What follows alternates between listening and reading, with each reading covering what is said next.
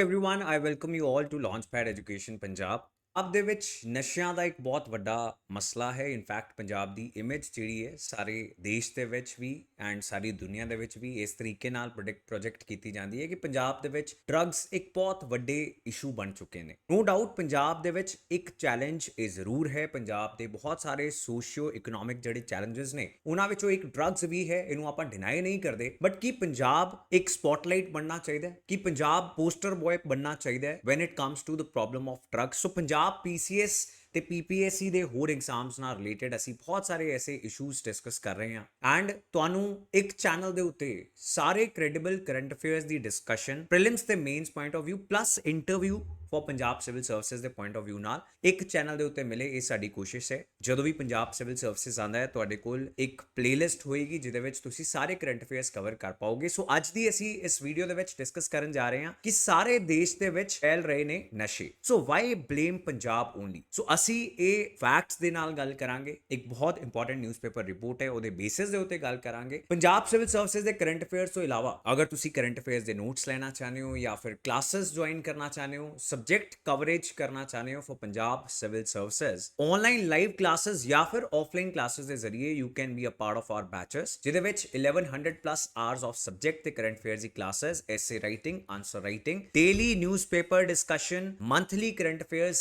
Classes, prelims ਤੇ mains ਦੀ test series, standard books ਜਿਹੜੀਆਂ ਪੜ੍ਹ ਕੇ ਟੌਪਰਸ ਨੇ ਬੈਸਟ ਰੈਂਕਸ ਲਿੱਤੇ ਨੇ। ਲਿਮਿਟਡ ਬੈਚ ਸਾਈਜ਼ ਹੋਏਗਾ ਸੋ ਦੈਟ ਹਰ ਇੱਕ ਬੱਚੇ ਦੇ ਉੱਤੇ ਅਟੈਂਸ਼ਨ ਆ ਸਕੇ। ਮੰਥਲੀ ਆਊਟ ਕਲੀਅਰੈਂਸ ਤੇ ਸਟ੍ਰੈਟਜੀ ਬਿਲਡਿੰਗ ਸੈਸ਼ਨਸ ਹੋਣਗੇ। In fact not only monthly, Punjab civil services ਵਾਸਤੇ ਹਰ 15 ਦਿਨ ਦੇ ਵਿੱਚ ਬੱਚੇ ਜਿਹੜੇ ਆਨਲਾਈਨ ਨੇ ਆਫਲਾਈਨ ਨੇ ਉਹਨਾਂ ਨਾਲ day to day Ki problems ਆ ਰਹੀਆਂ ਨੇ, ਕੀ ਚੈਲੰਜਸ ਆ ਰਹੇ ਨੇ ਸ਼ਡਿਊਲ ਨੂੰ ਲੈ ਕੇ, ਮੋਟੀਵੇਸ਼ਨ ਨੂੰ ਲੈ ਕੇ, ਬੁੱਕਸ ਨੂੰ ਲੈ ਕੇ, NCERTs ਪੜ੍ਹਨੀਆਂ ਨੇ ਜਾਂ ਨਹੀਂ ਪੜ੍ਹਨੀਆਂ, ਜੇ IAS ਦੀ ਤਿਆਰੀ ਕਰ ਰਹੇ ਆ ਤੇ ਕਿੱਦਾਂ ਅਪਰੋਚ ਡਿਫਰੈਂਟ ਹੋਣੀ ਚਾਹੀਦੀ ਹੈ, ਸਾਰੀਆਂ ਚੀਜ਼ਾਂ ਆਪਾਂ ਡਿਸਕਸ ਕਰਦੇ ਹਾਂ ਆਪਣੇ 15 ਕੱਟ ਆਪਣੇ ਫੋਰਟਨਾਈਟਲੀ ਡਿਸਕਸ਼ਨ ਸੈਸ਼ਨ ਦੇ ਵਿੱਚ। ਸੋ ਮੇਕ ਸ਼ੋਰ ਕਿ ਤੁਸੀਂ ਕਲੀਅਰ PCS ਕੋਡ ਦਾ ਇਸਤੇਮਾਲ ਜ਼ਰੂਰ ਕਰੋ to get a discount. So give us a call, ਤੁਸੀਂ ਗੂਗਲ ਕਰ ਸਕਦੇ ਹੋ ਲਾਂਚਪੈਡ ਐਜੂਕੇਸ਼ਨ ਤੇ ਤੁਹਾਨੂੰ ਨੰਬਰਸ ਸਾਡੇ ਮਿਲ ਜਾਣਗੇ। ਸੋ ਸਟਾਰਟ ਕਰਦੇ ਹਾਂ ਜੀ ਅੱਜ ਦੀ ਡਿਸਕਸ਼ਨ। ਸੋ ਇੱਥੇ ਇੱਕ ਰਿਪੋਰਟ ਦੀ ਗੱਲ ਹੋ ਰਹੀ ਹੈ ਜਿਹੜੀ ਮਿਨਿਸਟਰੀ ਆਫ ਸੋਸ਼ਲ ਜਸਟਿਸ ਦੇ ਸਰਵੇ ਦੇ ਆਧਾਰ ਦੇ ਉੱਤੇ ਸਾਨੂੰ ਇਹ ਸ਼ੋ ਕਰਦੀ ਹੈ ਕਿ ਕਿੱਦਾਂ ਪੰਜਾਬ ਦੇ ਡਿਫਰੈਂਟ ਡਿਸਟ੍ਰਿਕਟਸ ਦੇ ਵਿੱਚ ਨਸ਼ਿਆਂ ਦੀ ਜਿਹੜੀ ਪ੍ਰੋਬਲਮ ਹੈ ਉਹ ਵੱਧਦੀ ਜਾ ਰਹੀ ਹੈ। ਸੋ ਇਸ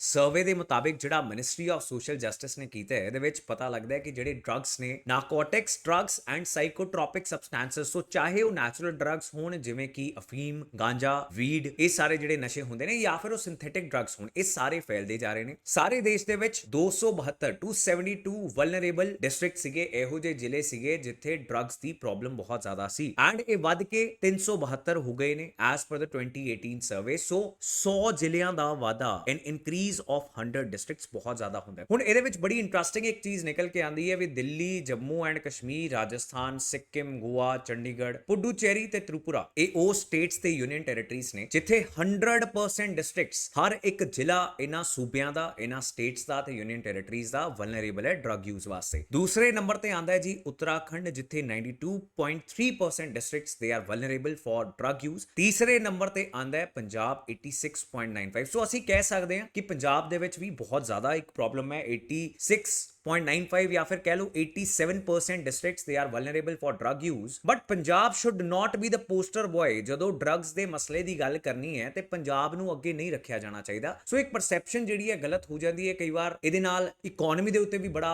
ਮਾੜਾ ਪ੍ਰਭਾਵ ਪੈਂਦਾ। ਜੇ ਕੋਈ ਇਨਵੈਸਟਮੈਂਟ ਲੈ ਕੇ ਆਉਣ ਵਾਸਤੇ ਸੋਚ ਰਿਹਾ ਪੰਜਾਬ ਦੇ ਵਿੱਚ, ਸ਼ਾਇਦ ਉਹ ਸੋਚ ਲੇਗਾ ਵੀ ਉੱਥੇ ਦਾ ਯੂਥ ਜਿਹੜਾ ਹੈ ਉਹ ਤਾਂ ਸਾਰਾ ਦਾ ਸਾਰਾ ਹੀ ਖਰਾਬ ਹੋ ਗਿਆ, which is not the truth. And ਇਸ ਸਰਵੇ ਦੇ ਵਿੱਚ ਹੋਰ ਵੀ ਜਿਹੜੀਆਂ ਗੱਲਾਂ ਨਿਕਲ ਕੇ ਆਉਂਦੀਆਂ ਨੇ ਕਿ ਸਭ ਤੋਂ ਜ਼ਿਆਦਾ ਜਿਹੜੀ ਪ੍ਰੈਵਲੈਂਸ ਹੈ, ਸਭ ਤੋਂ ਜ਼ਿਆਦਾ ਜਿਹੜੇ ਨਸ਼ੇ ਦੀ ਯੂਜ਼ ਕੀਤੀ ਜਾਂਦੀ ਹੈ, ਵਰਤੋਂ ਕੀਤੀ ਜਾਂਦੀ ਹੈ, 17.1% ਐਡਲਟਸ ਜਿਹੜੇ ਨੇ ਉਹ ਐਲਕੋਹਲ, ਸ਼ਰਾਬ ਦਾ ਸੇਵਨ ਕਰਦੇ ਨੇ। ਇਸ ਤੋਂ ਬਾਅਦ ਆਂਦੀ ਹੈ ਜੀ ਕੈਨੇਬਿਸ, ਦੈਨ ਓਪੀਓਇਡਸ, ਅਫੀਮ ਤੇ ਇਹੋ ਜਿਹੇ ਹੋਰ ਪਲਾਂਟਸ ਨਾਲ ਬਣੇ ਹੋਏ ਨਸ਼ੇ। ਇਸ ਤੋਂ ਬਾਅਦ ਸਿੰਥੈਟਿਕ ਡਰੱਗਸ ਜਿਹੜੇ ਨੇ ਉਹ ਕੀਤੇ ਜਾਂਦੇ ਨੇ। ਸੋ ਸਿੰਥੈਟਿਕ ਡਰੱਗਸ ਜਿਹੜੇ ਲੋਕਾਂ ਦੀ ਜਾਨ ਲੈ ਰਹੇ ਨੇ, ਯੰਗਸਟਰ ਦੀ, ਮੁੰਡਿਆਂ ਦੀ ਤੇ ਕੁੜੀਆਂ ਦੀ, ਸਾਰੇ ਸਟੇਟਸ ਦੇ ਅੰਦਰ ਉਹ ਬਹੁਤ ਘੱਟ ਪ੍ਰੈਵਲੈਂਟ ਨੇ, ਉਹਨਾਂ ਦੀ ਜ਼ਿਆਦਾ ਵਰਤੋਂ ਨਹੀਂ ਹੋ ਰਹੀ। ਜ਼ਿਆਦਾ ਪ੍ਰੈਵਲੈਂਸ ਇਸ ਸਰਵੇ ਦੇ ਮੁਤਾਬਿਕ ਅੱਜ ਵੀ ਸ਼ਰਾਬ ਦੀ ਹੀ ਹੈ। ਬਟ ਇਹਦਾ ਮਤਲਬ ਇਹ ਨਹੀਂ ਹੈ ਵੀ ਪ੍ਰੋਬਲਮ ਨਹੀਂ ਹੈ। ਸੋ ਇਹਦੇ ਸੋਲੂਸ਼ਨਸ ਕੀ ਨੇ? So ministry of social justice drugs ਦੀ ਪ੍ਰੋਬਲਮ ਨੂੰ ਸੋਲਵ ਕਰਨ ਵਾਸਤੇ ਕੀ ਕਰ ਰਹੀ ਹੈ? ਪੰਜਾਬ ਸਿਵਲ ਸਰਵਿਸਿਜ਼ ਵਾਸਤੇ ਬਹੁਤ ਇੰਪੋਰਟੈਂਟ ਚੀਜ਼ ਹੋ ਜਾਂਦੀ ਹੈ ਬਿਕੋਜ਼ ਜਦੋਂ ਆਪਾਂ ਮੇਨਸ ਜਾਂ ਇੰਟਰਵਿਊ ਦੇ ਵਿੱਚ ਬੈਠਣਾ ਹੈ, ਇਹੋ ਜੀ ਕੇਸ ਸਟੱਡੀਜ਼, ਇਹੋ ਜਿਹੇ ਕੁਐਸਚਨਸ ਆਣਗੇ ਤੇ ਬਹੁਤ ਅੱਛੇ ਤਰੀਕੇ ਨਾਲ ਤੁਹਾਨੂੰ ਵੇ ਫਾਰਵਰਡ ਦੇਣਾ ਪਏਗਾ। ਵੇ ਫਾਰਵਰਡ ਯਾਨੀ ਇਹਦੇ ਸੁਧਾਰ ਕਰਨ ਵਾਸਤੇ ਕੀ ਸੁਜੈਸ਼ਨਸ ਤੁਸੀਂ ਦੇ ਸਕਦੇ ਹੋ। ਜੇ ਅੱਛੀ ਰੀਡਿੰਗ ਕੀਤੀ ਹੋਏਗੀ ਤੇ ਤੁਸੀਂ ਅੱਛਾ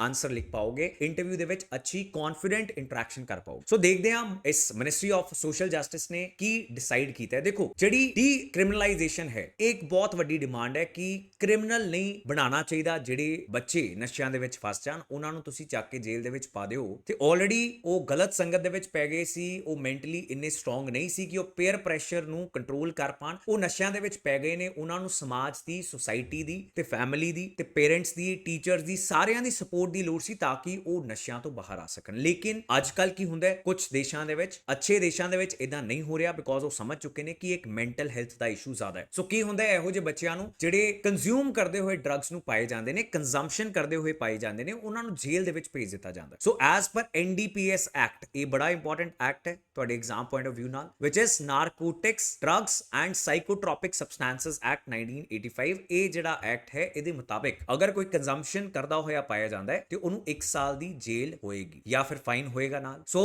ਸਾਨੂੰ ਲੋੜ ਸੀ ਵੀ ਉਸ ਬੱਚੇ ਨੂੰ, ਉਸ ਬੱਚੀ ਨੂੰ ਰੀਹੈਬਿਲਿਟੇਟ ਕੀਤਾ ਜਾਵੇ। ਇਨਸਟੈਡ ਅਸੀਂ ਉਹਨੂੰ ਸਮਾਜ ਦੇ ਹੋਰ ਖਿਲਾਫ ਕਰ ਲਿਆ ਤੇ ਇਹੋ ਜਿਹਾ ਬੱਚਾ ਜਿਹਦੀ ਮੈਂਟਲ ਹੈਲਥ ਆਲਰੇਡੀ ਸਟਰੋਂਗ ਸੀ, ਉਹ ਤਾਂ ਨਸ਼ਿਆਂ ਵੱਲ ਜਾਏਗਾ ਹੀ। ਸੋ ਜ਼ਰੂਰਤ ਸੀ ਰੀਹੈਬਿਲਿਟੇਸ਼ਨ ਦੀ, ਲੇਕਿਨ ਉਹਨੂੰ ਜੇਲ੍ਹ ਦੇ ਵਿੱਚ ਪਾ ਕੇ ਅਸੀਂ ਹੋਰ ਹਾਰਡਕੋਰ ਜਿਹੜੇ ਕ੍ਰਿਮੀਨਲਸ ਨੇ ਉਹਦੇ ਸੰਪਰਕ ਦੇ ਵਿੱਚ ਲੈ ਆਂਦਾ, ਸ਼ਾਇਦ ਉਹ ਹੋਰ ਵੱਡਾ ਕ੍ਰਿਮੀਨਲ ਬਣ ਜਾਏਗਾ। ਜੋ ਅਸੀਂ ਦੇਖਿਆ ਕਾਫੀ ਯੰਗਸਟਰਸ ਨਾਲ, ਜਿਹੜੇ ਬੜੇ ਅੱਛੇ ਕਾਲਜ ਦੇ ਵਿੱਚ ਪੜ੍ਹ ਰਹੇ ਸੀ, ਚੰਡੀਗੜ੍ਹ ਦੇ ਬੜੇ ਪ੍ਰੋਮਿਨੈਂਟ ਕਾਲਜਸ ਦੇ ਵਿੱਚ ਪੜ੍ਹਦੇ ਹੋਏ ਬੱਚੇ ਜਿਹੜੇ ਨੇ, ਉਹ ਇਸੇ ਤਰੀਕੇ ਨਾਲ ਛੋਟੀ ਮੋਟੀ ਕੋਈ ਵਾਰਦਾਤ ਕਰਦੇ ਨੇ, FIR ਹੋ ਜਾਂਦੀ ਹੈ and they become very big gangsters. So ਅਗਰ ਰੀਹੈਬਿਲਿਟੇਸ਼ਨ ਦੇ ਵਿੱਚ ਪਾਇਆ ਜਾਵੇ, ਅਸਲ ਦੇ ਵਿੱਚ ਰਿਫਾਰਮ ਕੀਤਾ ਜਾਵੇ, ਜਿਹੜਾ ਬੱਚਿਆਂ ਦਾ ਜੇਲ੍ਹ ਹੁੰਦੀ ਹੈ ਉਹਦਾ ਨਾਮ ਹੁੰਦਾ ਹੈ ਬਾਲ ਸੁਧਾਰ ਗ੍ਰਹਿ, ਲੇਕਿਨ ਸੁਧਾਰ ਨਹੀਂ ਹੋ ਪਾਉਂਦਾ, ਉਹ ਹੋਰ ਹੀ ਵੱਡਾ ਕ੍ਰਿਮੀਨਲ ਹੋ ਜਾਂਦਾ ਹੈ। ਸੋ ਹੁਣ ਮਿਨਿਸਟਰੀ ਆਫ ਸੋਸ਼ਲ ਜਸਟਿਸ ਵੱਧ ਰਹੀ ਹੈ ਡੀਕ੍ਰਿਮੀਨਲਾਈਜੇਸ਼ਨ ਵੱਲ, ਮਤਲਬ ਉਹਨੂੰ ਕ੍ਰਿਮੀਨਲ ਨਹੀਂ ਮੰਨਿਆ ਜਾਏਗਾ। ਲੇਕਿਨ ਕੁਝ ਅਫੀਸ਼ੀਅਲਸ ਇਸੀ ਮਿਨਿਸਟਰੀ ਦੇ ਉਹ ਕਹਿੰਦੇ ਨੇ ਅਸੀਂ ਟੋਟਲ ਡੀਕ੍ਰਿਮੀਨਲਾਈਜੇਸ਼ਨ ਨਹੀਂ ਕਰਾਂਗੇ। ਇਦਾਂ ਨਹੀਂ ਹੈ ਵੀ ਕੋਈ ਕੰਜ਼ੰਪਸ਼ਨ ਕਰਦਾ ਹੋਇਆ ਫੜਿਆ ਜਾਵੇ ਤੇ ਅਸੀਂ ਉਹਨੂੰ ਘਰ ਭੇਜ ਦਿਆਂਗੇ, ਇਹ ਨਹੀਂ ਹੋਏਗਾ। ਦੋ ਆਪਸ਼ਨਸ ਦਿੱਤੇ ਜਾਣਗੇ। ਨੰਬਰ 1 ਹੈ ਵੀ ਤੁਸੀਂ ਆਪਣੇ ਆਪ ਨੂੰ ਕਿਸੇ ਨਾ ਕਿਸੇ ਰੀਹੈਬਿਲਿਟੇਸ਼ਨ ਸੈਂਟਰ ਦੇ ਵਿੱਚ ਭਰਤੀ ਕਰਵਾਓ ਅਗਰ ਤੁਹਾਡੀ ਏਜ 18 ਤੋਂ ਵੱਧ ਹੈ, ਅਗਰ ਤੁਸੀਂ ਮੇਜਰ ਹੋ, ਤੇ ਜਦੋਂ ਰੀਹੈਬਿਲਿਟੇਸ਼ਨ ਸੈਂਟਰ ਤੁਹਾਨੂੰ ਕਲੀਅਰੈਂਸ ਦੇ ਦੇਗਾ, ਉਸ ਤੋਂ ਬਾਅਦ ਤੁਸੀਂ ਵਾਪਸ ਆਪਣੇ ਘਰ ਨਸ਼ੇ ਛੱਡ ਕੇ ਜਾ ਸਕਦੇ ਹੋ। ਅਗਰ ਤੁਸੀਂ ਇਦਾਂ ਨਹੀਂ ਕਰਨਾ ਚਾਹੁੰਦੇ, ਸੈਕੰਡ ਆਪਸ਼ਨ ਹੈ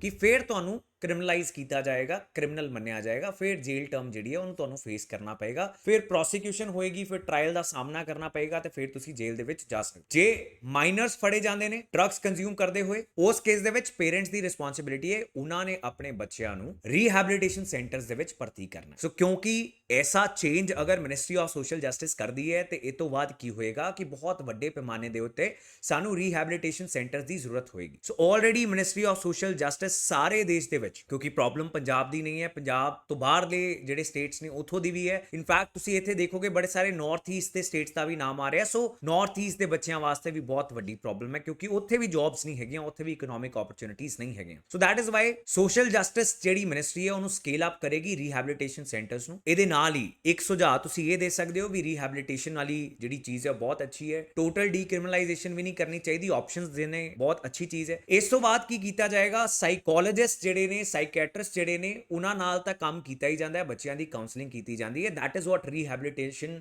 ਇਜ਼ ਆਲ ਅਬਾਊਟ। ਇਹਨਾਂ ਸੈਂਟਰਸ ਦੇ ਵਿੱਚ ਜਿਹੜੇ ਐਕਸਪਰਟਸ ਹੁੰਦੇ ਨੇ, ਸਾਈਕੋਲੋਜਿਸਟ, ਸਾਈਕੈਟਰਿਸਟਸ ਤੇ ਹੋਰ ਜਿਹੜੇ ਬੱਚਿਆਂ ਦੀ ਕਾਉਂਸਲਿੰਗ ਕਰ ਸਕਦੇ ਨੇ, ਉਹਨਾਂ ਨੂੰ ਇਹ ਸਟਰੈਂਥ ਦੇ ਸਕਦੇ ਨੇ ਵੀ ਅੰਦਰੋਂ ਦੀ ਵਿਲ ਪਾਵਰ ਜਗਾ ਪਾਣ ਤੇ ਨਸ਼ੇ ਛੱਡ ਪਾਣ, ਉਹ ਸਾਰੇ ਇਹਨਾਂ ਸੈਂਟਰਸ ਦੇ ਵਿੱਚ ਅਵੇਲੇਬਲ ਹੋਣਗੇ। ਆਲਰੇਡੀ ਸਰਕਾਰ ਜਿਹੜੀ ਹੈ ਉਹ ਕੋਸ਼ਿਸ਼ ਕਰ ਰਹੀ ਹੈ ਇਸ ਤਰੀਕੇ ਨਾਲ ਬੱਚਿਆਂ ਨੂੰ ਨਸ਼ਿਆਂ ਤੋਂ ਦੂਰ ਲਿਜਾਣ ਦੀ। ਲੇਕਿਨ ਇਹਦੇ ਨਾਲ ਹੀ ਹੋਰ ਤੁਸੀਂ ਕੀ ਸੋਲੂਸ਼ਨਸ ਦੇ ਸਕਦੇ ਹੋ ਵੀ ਬੱਚਿਆਂ ਨੂੰ ਸਹੀ ਟਾਈਮ ਰਹਿੰਦੇ ਜੇ ਸਪੋਰਟਸ ਦੇ ਵਿੱਚ ਲਗਾਇਆ ਜਾਵੇ, ਵੈਨ ਦੇ ਆਰ ਐਡੋਲਸੈਂਟਸ, ਉਹਨਾਂ ਦੀ એનર્ਜੀ ਨੂੰ ਚੰਗੇ ਪਾਸੇ ਲਾਇਆ ਜਾਵੇ, ਜਾਂ ਫਿਰ ਐਂਟਰਪ੍ਰੀਨਿਓਰਸ਼ਿਪ ਵਰਗੇ ਜਿਵੇਂ ਦਿੱਲੀ ਗਵਰਨਮੈਂਟ ਨੇ ਸਕੂਲਸ ਦੇ ਵਿੱਚ ਕੀਤਾ ਸੀ, ਹੁਣੇ ਰੀਸੈਂਟਲੀ ਪੰਜਾਬ ਗਵਰਨਮੈਂਟ ਨੇ ਵੀ ਕੀਤਾ ਕਿ ਬੱਚਿਆਂ ਨੂੰ ਕੁਝ ਆਈਡੀਆਜ਼ ਲੈ ਕੇ ਆਉਣ ਵਾਸਤੇ ਕਿਹਾ ਜਾਏਗਾ। ਜੇ ਬੜੇ ਅੱਛੇ ਬਿਜ਼ਨਸ ਆਈਡੀਆਜ਼ ਨੇ, ਉਹਨਾਂ ਨੂੰ ਕੁਝ ਨਾ ਕੁਝ ਸੀਡ ਫੰਡਿੰਗ ਦਿੱਤੀ ਜਾਏਗੀ 10,000 ਰੁਪਏ। ਐਂਡ ਇਹੋ ਜਿਹੇ ਕੁਝ ਬੱਚਿਆਂ ਨੇ ਜਿਨ੍ਹਾਂ ਨੂੰ 10,000 ਰੁਪਏ ਦਿੱਤੇ ਗਏ ਸੀ, ਇਹਨਾਂ ਨੇ ਗਰੁੱਪਸ ਬਣਾ ਲਏ, 5 ਬੱਚਿਆਂ ਨੇ ਬਣਾ ਲਏ, 50,000 ਨਾਲ ਬੜੇ ਅੱਛੇ ਬਿਜ਼ਨੈਸਸ ਸਟਾਰਟ ਕਰ ਲਏ ਸਕੂਲ ਦੇ ਬੱਚਿਆਂ ਨੇ, ਸਰਕਾਰੀ ਸਕੂਲ ਦੇ ਬੱਚਿਆਂ ਨੇ। ਇਹ ਦਿੱਲੀ ਦੇ ਵਿੱਚ ਆਲਰੇਡੀ ਹੋ ਚੁੱਕਿਆ ਹੈ ਜਦੋਂ ਬੱਚਿਆਂ ਨੂੰ ਸਪੋਰਟਸ, ਬਿਜ਼ਨਸ, ਸਾਇੰਸ ਇਹੋ ਜਿਹੇ ਫੀਲਡਸ ਦੇ ਵਿੱਚ ਤੁਸੀਂ ਸਕੂਲ ਦੇ ਵਿੱਚ ਹੀ ਇੰਟਰੋਡਿਊਸ ਕਰਵਾ ਦਿੰਦੇ ਹੋ, ਉਹਨਾਂ ਦੀ એનર્ਜੀ, ਉਹਨਾਂ ਦਾ ਧਿਆਨ ਉਧਰ ਚਲਾ ਜਾਂਦਾ ਵੀ ਅਸੀਂ ਆਪਣੀ ਜ਼ਿੰਦਗੀ ਨੂੰ ਆਪਣੇ ਆਪ ਸੁਧਾਰ ਸਕਦੇ ਹਾਂ, ਕੋਈ ਨਾ ਕੋਈ ਚੀਜ਼ ਸਾਨੂੰ ਪਤਾ ਲੱਗ ਗਈ, ਹੁਣ ਇਹਦੇ ਨਾਲ ਕੁਝ ਬਣਾ ਲੈਣੇ। ਥਰਡ ਸੋਲੂਸ਼ਨ ਜਿਹੜਾ ਆਪਾਂ ਆਨਸਰਸ ਦੇ ਵਿੱਚ ਸੁਜੈਸਟ ਕਰ ਸਕਦੇ ਹਾਂ, it can be working with religious and faith based organisation. So religious, spiritual, faith based organisations ਦੇ ਨਾਲ ਕੰਮ ਕੀਤਾ ਜਾ ਸਕਦਾ ਹੈ। ਔਰ ਇਸੇ ਲੀ ਦੇ ਉੱਤੇ ਚੱਲਦੇ ਹੋਏ, ਇਸੀ ਡਾਇਰੈਕਸ਼ਨ ਦੇ ਵਿੱਚ ਜਾਂਦੇ ਹੋਏ ਪੰਜਾਬ ਗਵਰਨਮੈਂਟ ਨੇ, sorry ministry of social justice ਨੇ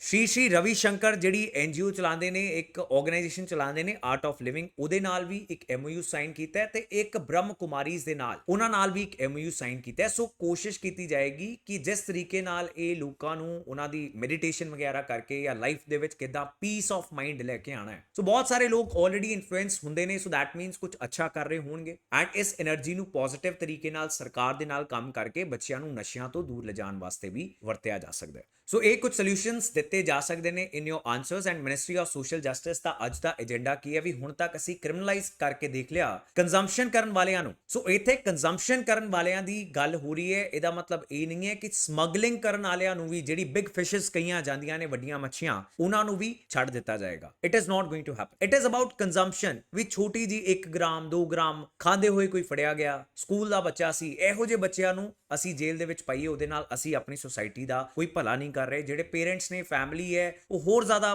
ਤੰਗ ਪਰੇਸ਼ਾਨ ਹੁੰਦੀ ਹੈ। ਐਂਡ ਵੀ ਵਾਂਟ ਕਿ ਜਿਹੜੇ ਬੱਚੇ ਗਲਤ ਡਾਇਰੈਕਸ਼ਨ ਦੇ ਵਿੱਚ ਚਲੇ ਗਏ ਨੇ, ਉਹਦੇ ਵਿੱਚ ਕੋਈ ਨਾ ਕੋਈ ਜ਼ਿੰਮੇਵਾਰੀ ਸੋਸਾਇਟੀ ਦੀ ਵੀ ਹੋਏਗੀ, ਪੇਰੈਂਟਸ ਦੀ ਵੀ ਹੋਏਗੀ, ਟੀਚਰਸ ਦੀ ਵੀ ਹੋਏਗੀ। ਸੇ ਉਹਨਾਂ ਨੂੰ ਰਿਫਾਰਮ ਕਰਨ ਦੇ ਵੱਲ ਜ਼ਿਆਦਾ ਧਿਆਨ ਦਿੱਤਾ ਜਾਵੇ। ਜੇ ਤੁਹਾਨੂੰ ਇਹ ਵੀਡੀਓ ਅੱਛੀ ਲੱਗੀ, don't forget to subscribe to this channel launchpad education Punjab. And ਇਸੇ ਤਰੀਕੇ ਨਾਲ ਤੁਹਾਡੀ ਪੜ੍ਹਾਈ ਨੂੰ ਬਹੁਤ ਇੰਟਰਸਟਿੰਗ ਬਣਾਉਣ ਵਾਸਤੇ ਪੰਜਾਬ ਸਿਵਲ ਸਰਵਿਸਿਜ਼ ਦੇ ਬੈਚਸ, ਉਹਨਾਂ ਨੂੰ ਤੁਸੀਂ ਜੁਆਇਨ ਕਰ ਸਕਦੇ ਹੋ। ਆਫਲਾਈਨ ਜਿਹੜਾ ਬੈਚਸ ਨੇ, they are available in Ludhiana centre ਦੇ ਵਿੱਚ ਤੁਸੀਂ ਆ ਕੇ ਪੰਜਾਬ ਸਿਵਲ ਸਰਵਿਸਿਜ਼ ਦੀ IAS ਦੀ ਬਹੁਤ ਅੱਛੀ ਤਿਆਰੀ ਕਰ ਸਕਦੇ ਹੋ ਐਂਡ ਅੱਛੇ ਅਫਸਰ ਲੱਗ ਕੇ ਪੰਜਾਬ ਦੀ ਤੇ ਦੇਸ਼ ਦੀ ਸੇਵਾ ਕਰ ਸਕਦੇ ਹੋ। That is all for today. Thank you so much. See you in the next class. Bye.